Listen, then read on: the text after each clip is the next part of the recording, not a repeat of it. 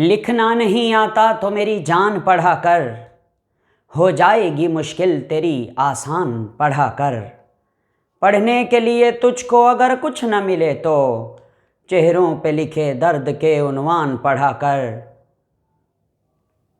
लारेब तेरी रूह को तस्कीन मिलेगी, तो कुर्ब के लम्हात में कुरान पढ़ा कर। आ जाएगा इकबाल तुझे जीने का सलीका, तू सरवरे कौनैन के फरमान पढ़ा कर। बिस्मिल्लाहिर्रहमानिर्रहीम। हमारे टॉपिक का नाम है Planck's quantum theory. Chapter number 5 से ये टॉपिक हम पढ़ रहे हैं, जिसका नाम है प्लांक्स क्वांटम थ्योरी। बड़ी ज़बरदस्त थ्योरी है और इंतहाई आसान भी है। प्लांक्स क्वांटम थ्योरी एक मॉडर्न थ्योरी है, रेडिएशंस को एक्सप्लेन करती है। 1900 में साइंटिस्ट का नाम है मैक्स प्लांक्स। इस बंदे ने ये थ्योरी पेश की थी। मैक्स प्लांक कहता है मैं इस थ्योरी में एक्सप्लेन करूँगा क्या, travelling suffer, travelling of radiations को। ये बंदा कहता है कि मैं ना इस थ्योरी में एक्सप्लेन करता हूँ ट्रैवलिंग ऑफ इलेक्ट्रोमैग्नेटिक रेडिएशंस। तो हमने इससे पूछा कि तुम क्या कहते हो। इसने कहा कि मैं कहता हूँ पहले पॉइंट में कि जो रेडिएशंस होती हैं ये हमेशा ट्रैवल करती हैं इन डिसकॉन्टिन्यूअस मैनर में। ये हमेशा डिसकॉन्टिन्यूअस मैनर में सफ़र करती हैं।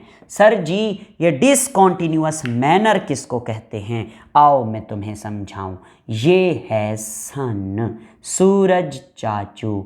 तुझे सूरज चाचू से रोशनी मिल जाए तो तू कमाल हो जाए।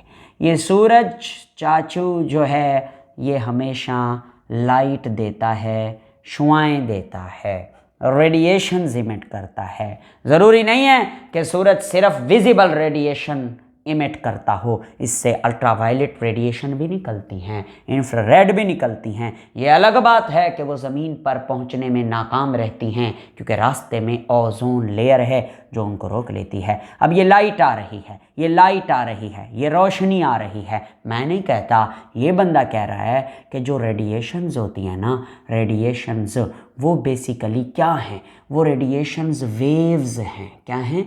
वेव्स। ठीक है, वेव्स होती हैं, यानी जो रेज होती हैं, रेडिएशंस होती हैं, कोई भी रेडिएशंस हो, वो वेव की सूरत में सफ़र करती हैं, ऐसे लहरा के बल खा के। और ये आपके सामने मैंने लाइट को बनाया है in the form of radiations, in the form of waves. Okay, अब ये कहता है कि radiations travel in discontinuous manner. Sir इसका क्या मतलब है? डिसकंटिन्यूअस का मतलब है कि ये लाइट आई, फिर इधर से टूट गई, ये इधर से टूट गई, इधर से टूट गई, इधर से टूट गई, इधर से टूट गई। ये क्या देखा आपने?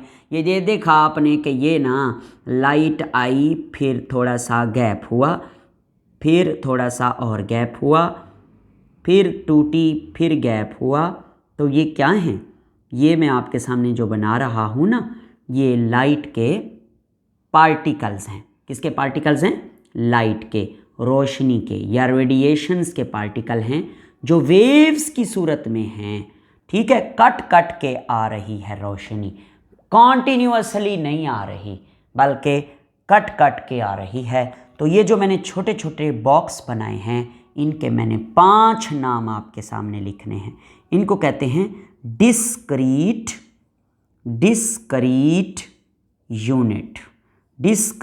यूनिट्स। नंबर 2, इनका नाम है क्वांटम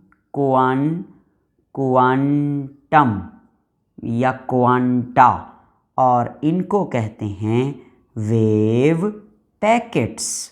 वेव के ये पैकेट्स हैं, वेव के ये पैकेट्स हैं और इन्हीं को नाम देते हैं एनर्जी पैकेट्स। एनर्जी के ये पैकेट्स हैं और अगर विजिबल लाइट है तो इनको कहते हैं फोटॉन्स। फोटॉन्स। मैं कहना ये चाह रहा हूँ कि जो रेडिएशंस हैं वो समाल पीसेस में सफ़र करती हैं, छोटे छोटे डिस्क्रीट अलग अलग यूनिट में सफ़र करती हैं, उनको कहते हैं क्वांटम। अगर एक हो तो क्वांटा, बल्कि सॉरी, अगर एक हो तो क्वांटम, अगर एक से ज़्यादा हो तो क्वांटा। और वेव पैकेट्स इन्हें कहते हैं क्योंकि ये वेव्स हैं, इनमें वेव्स हैं, किसी में आधी वेव है, किसी में 2 वेव हैं, किसी में 3 वेव हैं। सर वेव क्या होती है? ये देखो, ये वेव है, ये आपने फिज़िक्स में पढ़ा हुआ है। ये एक वेव है, ये इसका ऊपर वाला पोर्शन कहलाता है क्रेस्ट और ये नीचे वाला पोर्शन कहलाता है ट्रफ, TROUGH। ठीक है, ट्रफ, क्रेस्ट और ट्रफ, ये एक वेव है। तो ये वेव्स के पैकेट्स हैं और इन हर पैकेट के अंदर मखसूस वेव्स हैं। किसी पैकेट में 2 वेव हैं, किसी पैकेट में आधी वेव है, किसी पैकेट में 10 वेव हैं, किसी पैकेट में 4 वेव हैं। तो हर वेव पैकेट में अलग अलग वेव्स हैं, तो उनकी एनर्जी भी अपनी अपनी है। कुछ वेव्स की, जिसमें वेव्स ज़्यादा हैं, ज़ाहिर है उनकी एनर्जी ज़्यादा होगी, जिनमें वेव्स कम हैं तो उनकी एनर्जी भी कम। वो मैं आगे रिलेशन बनाऊंगा। तो इसलिए इन वेव्स के पैकेट्स को एनर्जी पैकेट्स कहते हैं और इनको फोटॉन्स भी कहा जाता है। तो आपने देखा कि रेडिएशंस कॉन्टीन्यूअस मैनर में, यानी कि इस तरह सफ़र नहीं करती, बल्कि डिसकॉन्टीन्यूअस मैनर में सफ़र करती हैं, टूट टूट कर, छोटे छोटे टुकड़ों में बट कर जो है ना जाती हैं। मुझे रहमान फ़ारस का एक शेर याद आ गया कि अगरचे वो बज़्म में मिलता है तो सिमट के मिलता है, मगर जब तन्हा मिलता है तो लिपट के मिलता है। बदन विसाल का ख़ाहाँ, दिमाग ज़ब्त में गुम, अजीब शख्स है, टुकड़ों में बट के मिलता है। वाह भाई वाह। तो मेरे बेटे, ये पहला पॉइंट हमने पढ़ा प्लांक्स क्वांटम थ्योरी का और उसमें हमने यही पढ़ा जो मैंने पढ़ाया। आगे चलते हैं, दूसरा पोस्टुलेट इस थ्योरी का स्टडी करते हैं और दूसरे पोस्टुलेट में हम स्टडी करेंगे frequency of radiation and energy of radiation. Sir ये फ्रीक्वेंसी क्या होती है? मैं इसकी डेफिनेशन लिखता हूँ, the number of waves, the number of waves, the number of waves passing, गुज़र रही हों, passing throw, the number of waves passing throw UGH, passing throw a point पर सेकेंड।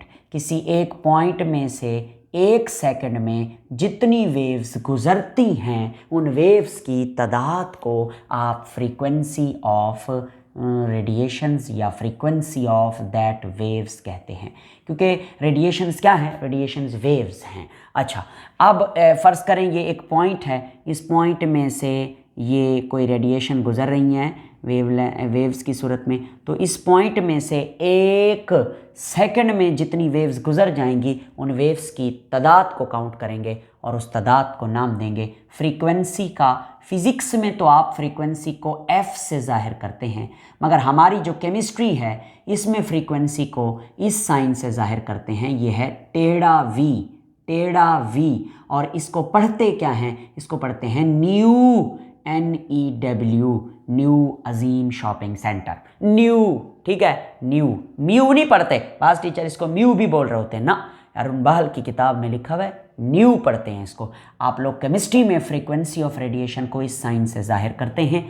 तो आइए मैं आपको रिलेशनशिप बताता हूँ फ्रीक्वेंसी और एनर्जी का। ये थ्योरी कहती है कि energy of radiations is directly proportional to frequency of radiations.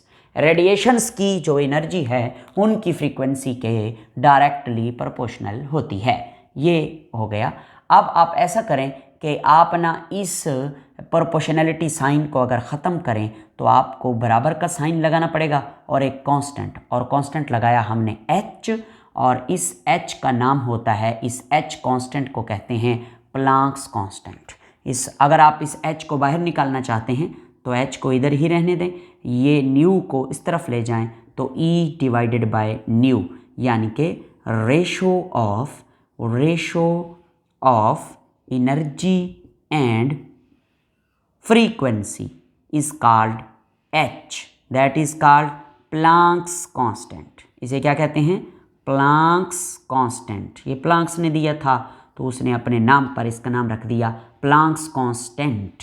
और याद रहे इस h की एक ख़ास वैल्यू है जो आगे यूज़ भी होगी, हमें याद भी करनी है। 6.626 इंटू 10 की पावर -34 जाउल सेकेंड।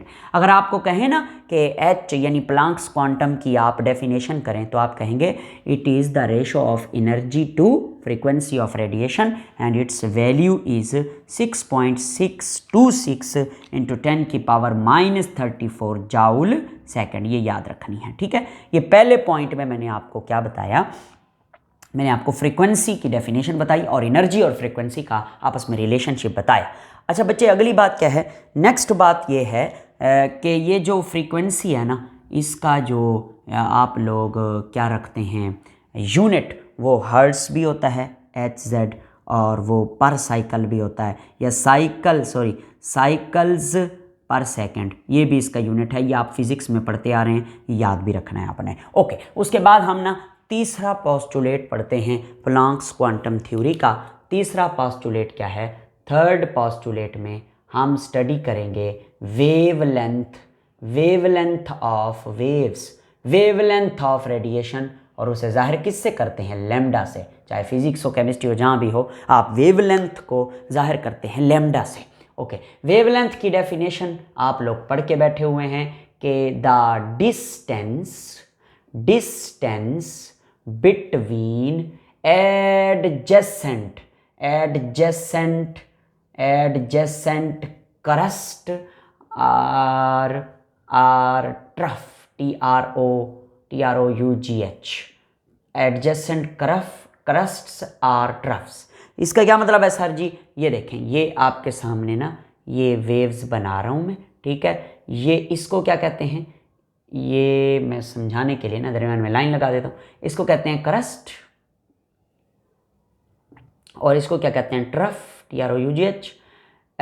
ये देखें, ये एक क्रस्ट है, ये दूसरा क्रस्ट है, एडजेसेंट क्रस्ट है।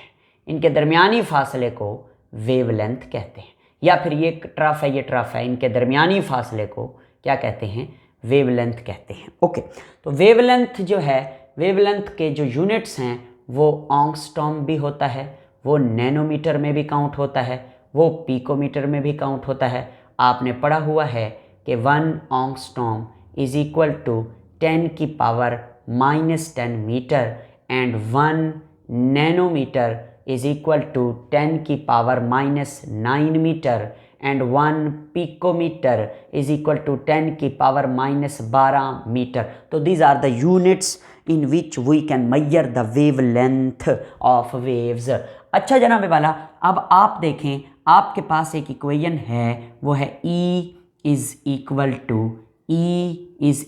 To H frequency mu. ये इक्वेशन मौजूद है आपके पास। अब आपने फिजिक्स में पढ़ा था V is equal to F lambda, V velocity of radiations and F frequency and lambda is the wavelength। हम बात कर रहे हैं अगर लाइट की, तो लाइट की जो स्पीड या वेलोसिटी होती है हम उसे c से जाहिर करते हैं, v की बजाय c लिखेंगे। और f क्या है? फ्रीक्वेंसी। तो मैंने आपको फ्रीक्वेंसी के लिए सिंबल बताया, न्यू लगाएंगे, और ये क्या है? ये लैम्डा है। आप ऐसा करें, इस लैम्डा को, वेवलेंथ को इस तरफ ले आएं तो ये बन जाएगा c/λ is equal to nu. ये न्यू की जो वैल्यू आई है c/λ, इसको उठाकर आप इस न्यू के अंदर पुट कर दें, इक्वेशन आपके सामने बन जाएगी E is equal to H, और न्यू की जगह आ जाएगा c/λ। ओके सर जी, अब आगे बताएं। ये देखो, ये c क्या है? ये कांस्टेंट है, इसे आप कहते हैं स्पीड ऑफ लाइट, और इसकी वैल्यू होती है 3 इंटू 10⁸ मीटर पर सेकेंड। तो ये लाइट की स्पीड है और एच प्लांक्स कांस्टेंट है, ये दोनों चीज़ें कांस्टेंट हैं। अच्छा, कांस्टेंट और बराबर को अगर मैं ख़त्म कर दूं तो आप एक साइन लगाते हैं जिसे साइन ऑफ प्रोपोर्शनैलिटी कहते हैं, और ये हो जाएगा 1/λ। आओ देखो ये कौन सा रिलेशनशिप निकल आया है, energy is equal to inversely proportional to lambda. अगर रेडिएशंस की एनर्जी ज़्यादा होगी तो उनकी वेवलेंथ कम होगी, अगर वेवलेंथ कम होगी तो एनर्जी ज़्यादा होगी। आप खुद देख सकते हैं, ये देखें ये वेव्स हैं, इनकी वेवलेंथ बहुत छोटी है तो इनकी एनर्जी बहुत ज़्यादा होगी, बड़ी तेज़ी से ये सफ़र करेंगी, और ये वेव्स बड़ी हैं, इनकी वेवलेंथ ज़्यादा है तो इनकी एनर्जी कम होगी। तो ये बात जहन में रखनी है। आखिरी बात यानी fourth postulate of Planck's quantum theory में हम लोग जो डिस्कस करें लगे हैं टर्म, उसका नाम है वेव नंबर। ये शायद आपके लिए न्यू हो, सर जी वेव नंबर किसको कहते हैं? आइए मैं आपके सामने डेफिनेशन लिखता हूँ। Number of waves passing, number of waves passing per unit length, per unit distance या पर यूनिट लेंथ। इसका क्या मतलब है? इसका मतलब ये है कि आप कोई लेंथ ले लें, यानी 1 सेंटीमीटर ले लें या 10 सेंटीमीटर ले लें या 1 मीटर ले लें। फ़र्ज़ करें हमने ये ना एक लेंथ ली है जो कि है 1 मीटर। अब 1 सेकंड में इसमें से, इस पूरी लेंथ में से जितनी वेव्स गुजरेंगी उन वेव्स की तादाद को वेव नंबर कहेंगे। भूलना नहीं है, ना ही इंटरमिक्स करके आना है। एक पॉइंट में से गुजरेंगी तो उसे वेव फ्रीक्वेंसी कहेंगे, और अगर एक यूनिट लेंथ में से, किसी भी लेंथ में से, यूनिट लेंथ का मतलब क्या होता है, कोई भी हम लेंथ ले रहे हैं, ठीक है, उसमें से जब गुजरेगी तो आप उसको क्या कहेंगे? वेव नंबर कहेंगे, ठीक है। अच्छा, वेव नंबर की एक और डेफिनेशन भी है कि it is reciprocal of, it is reciprocal of wavelength. ये लैम्डा का रेसिप्रोकल है। कैसे लिखोगे फिर आप ये वेव नंबर को जाहिर करते हैं फ्रीक्वेंसी लगाकर, उसके ऊपर एक लाइन लगा दें, इसको बार पढ़ते हैं, बार, ठीक है। फ्रीक्वेंसी के ऊपर बार आ गया, that will be equal to 1/λ, यानी कि रेसिप्रोकल ऑफ लैम्डा। तो अब आगे आप क्या करेंगे, आगे मैं आपको बता देता हूँ। आपके पास एक इक्वेशन थी, कहाँ गई? आपके पास इक्वेशन है ये वाली, यानी कि E is equal to hc/λ। अच्छा, अब इसमें ना, ये इसमें अगर मैं इसको खोलूं तो ये बनेगी E is equal to hc into 1/λ। ऐसे है ना, ये 1/λ है। 1/λ की जगह पर आप लगा दें ये वेव नंबर, क्योंकि 1/λ बराबर है वेव नंबर। तो अब आपके सामने इक्वेशन जो आएगी वो होगी E is equal to hc और वेव नंबर, ठीक है, वेव नंबर, ये वेव नंबर है, ये दोनों कांस्टेंट हैं, ये साइन ऑफ प्रोपोर्शनैलिटी है, काटो प्रोपोर्शनैलिटी, ये इक्वल का साइन है, प्रोपोर्शनैलिटी का साइन आ जाएगा, वेव नंबर। ये क्या है? Energy is directly proportional to wave number, energy is directly proportional to frequency, energy is inversely proportional to wavelength. तो ये 3 बातें हमने इधर सीखी, और चौथी बात हमने ये सीखी कि लाइट डिसकंटिन्यूअस मैनर में सफ़र करती है। Thank you very much.